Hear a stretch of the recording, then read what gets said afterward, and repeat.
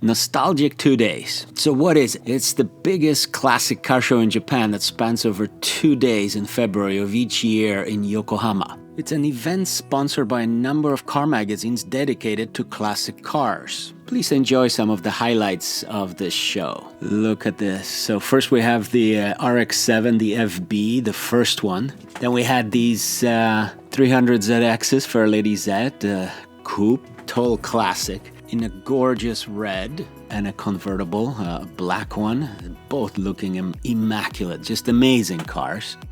The little engines, look at this. It's an S20 from a Hakosuka, 60,000 yen. That's like $450. Look at this FD, amazing car. And then we have some more normal ones. Corolla, early 80s Corolla. We have a Silvia from the 70s, and the Corona Mark II, also from kind of late 60s, 70s, but beautiful condition cars. And the first gen Civic. This is the Performance RS version. And look at the Chaser, late 70s. It's striking blue, but it kind of looks like the second generation Mustang from the 70s. But this one's amazing. I mean, look at that engine. Blue cables to match the blue color. Amazing. I wish my car had such a beautiful, clean engine bay. And, well, what show would not go without the Tofu car? I'm sure the Tofu Do is not in there because that would go bad, but obviously a classic from Initial D. I could not find Takumi Do at the show, or if he was there, he obviously walked away for a sec admiring some Zeds or something. Yep, Fujiwara Tofuten. Godzillas, obviously the initial ones, nicknamed by the Australian car magazine Wheels in July 1989 when it came and kind of blew the Australian racing world apart. Then we have this pair of FD Mazda RX-7 is just gorgeous. One pretty much stock, this one maybe less so. But amazing. One of the most beautiful sports cars ever made. I think nice wheels on this one. Well, and then we have a whole bunch of Zeds here, Fairlady Zeds. This one is, it's actually from BRE Japan. Then we have this one with the Aerodyna fiberglass front with the headlights. The long nose and covered headlights. Really slick looking. Can marry GTR. Hey, shortest lived GTR, but an amazing one. And this one, well, this Fairlady Z is probably the meanest one looking out there, but with kind of, matte black, but with yellow accents. Really looks cool, actually, on this car. And just look at those 6 trumpets, just ready to make some sound for you. Oh, and the Toyota Crown 2nd Gen from the 60s. But look, a little lowered, nice chrome wheels. This thing has presence. Look at this. You'd like to cruise the boulevards with this. That's amazing. The Crown is a JDM icon and it's been around for quite a while. And this obviously is just immaculate. Beautiful car. Sumo Power. This is actually Sumo Power GT livery. It's car number 21 from the 2011 FIA GT1 World Championships. I actually like these colors. Kind of the black and white looks really awesome on this. Yep, that's a cool looking GTR. And take a look at the roof. Of course, it's from England, so it has the British Jack on top. And now on to the Italian section. Come on, there's absolute classic, a Countach. The 5000S 1982 model. It's total classic. Come on, when you think of Lamborghini, Countach comes to mind. Look at those bug eyes. Oh, and those classic Campagnolo wheels. That's amazing. Those kind of oven fenders for it. I mean, this shape is just etched in automotive lore. Look at that. But this was a total departure in design from everything out there on the street at the time.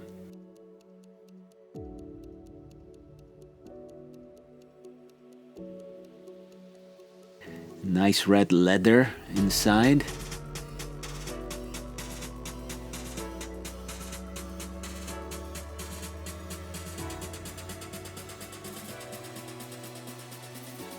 and the Lamborghini Bull.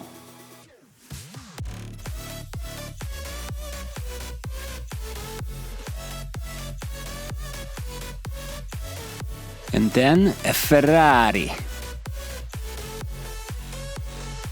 It's almost similar. Actually, the front looks very similar to the previous Lamborghini, but this is a Ferrari Berlinetta Boxster BB512. Look at that. Actually, really, if you compare this Ferrari to the Lamborghini, they look very similar from the front. Obviously, that resemblance finishes, but this is a beautiful Ferrari. This was actually the first mid-engine Ferrari with the name Ferrari actually on it, because the first mid-engine was the Dino, but initially it was branded as a Dino. I think it was like 1976 or something that Dinos, got the Ferrari badge. So this is obviously the first one. Ferrari. Very nice. Designed actually by Pininfarina. BB512. And those circular lights, just beautiful. Beautiful style here. You would definitely want to be seen in this on the street. Look at that. Nice interior. Yeah, nice kind of yellowish leather. But those orange pieces, orange lights look amazing. Very interesting. Then we have the Miura. I mean, come on, Miura with its eyelashes. Unforgettable. And then we have the Espada, Lamborghini Espada, classic Bertone design. And look at this, Alfa Romeo 155, 90s classic in Martini racing colors from the Martini Alfa Corsa team. They competed in the International Touring Car Championships with a Busso V6. And one last piece, the Lamborghini 400 GT. Look at that. This was still the time of the front engine, huge V12s. Well, actually huge V12s, but 3.9 liters. They're very tiny little cylinders, but 320 horsepower. This was actually only 224 were produced, but it was amazing. This was actually part of an auction. They were put out on auction. The floor price, I believe, was something like 95 million. So quite a nice chunk of cash. 95 million, we're talking something like, $800,000 for the floor price for this car? This would be amazing to drive around. And hey, in Japan, people do drive some of these classics around. They're not garage queens. Not only garage queens, they're actually out there to be driven. And this is an amazing car actually to take a look at. Striking.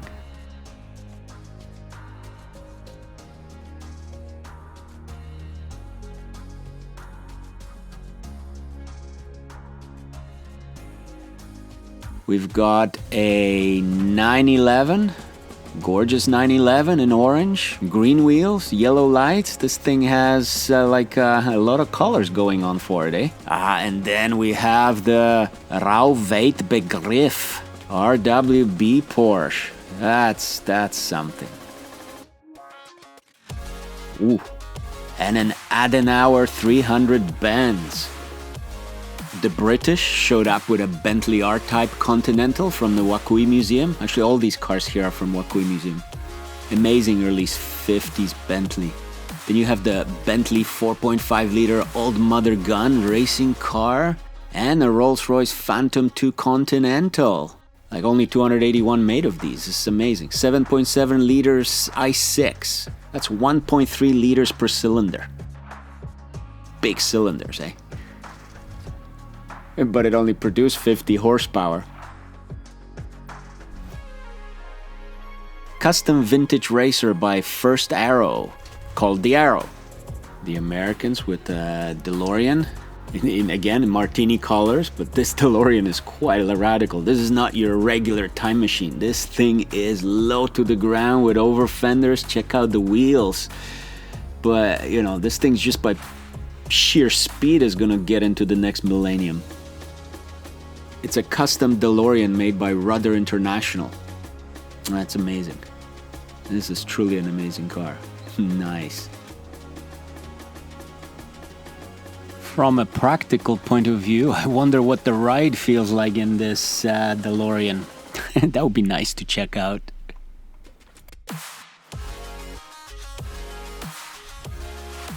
Apparently took a while to make it and was displayed a couple times.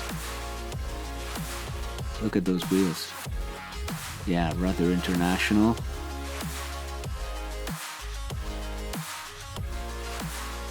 Quite a feast for your eyes.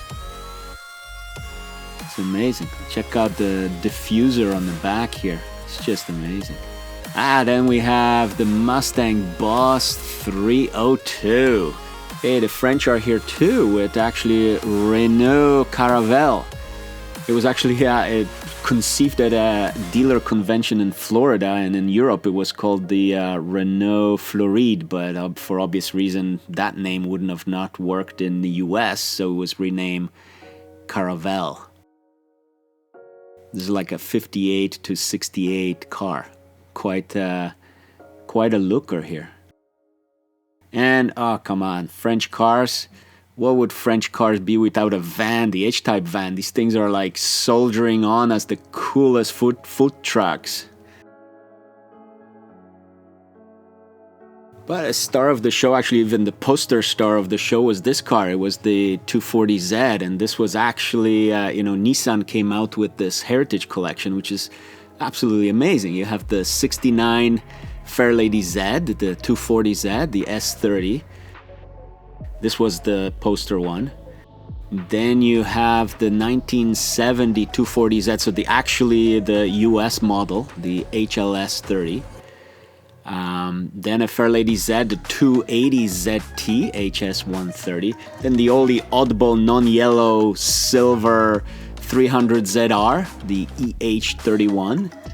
Beautiful Fairlady Z version S. It's a 300ZX for others, the GZ32. Then we have the Fairlady Z 35th anniversary edition, the 350Z, the Z33. Then we have the Z34, the 370Z. This is the Heritage one. And all coming to the Protospec, the new one.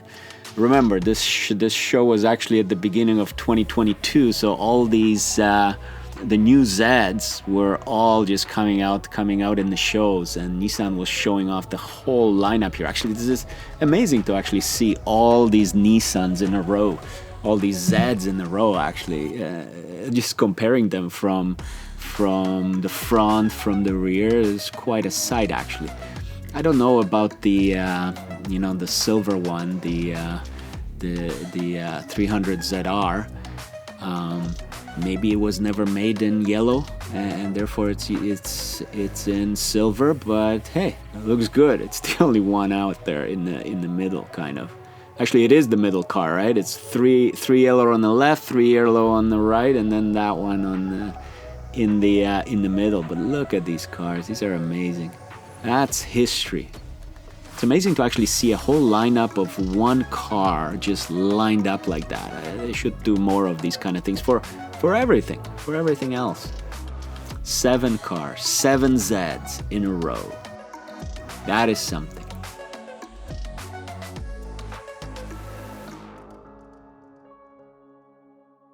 And to top it off, there was also a Fairlady Z customized proto concept in beautiful orange with black accents.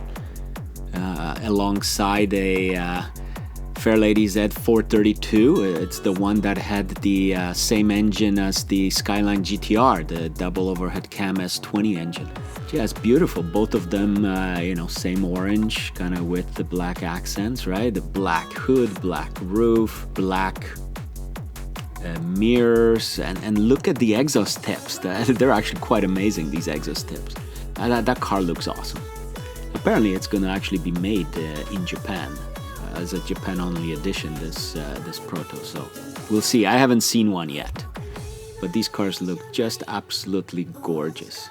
Well, thank you for watching. I hope you enjoyed the highlights of the show. Please click like below plus the subscribe button.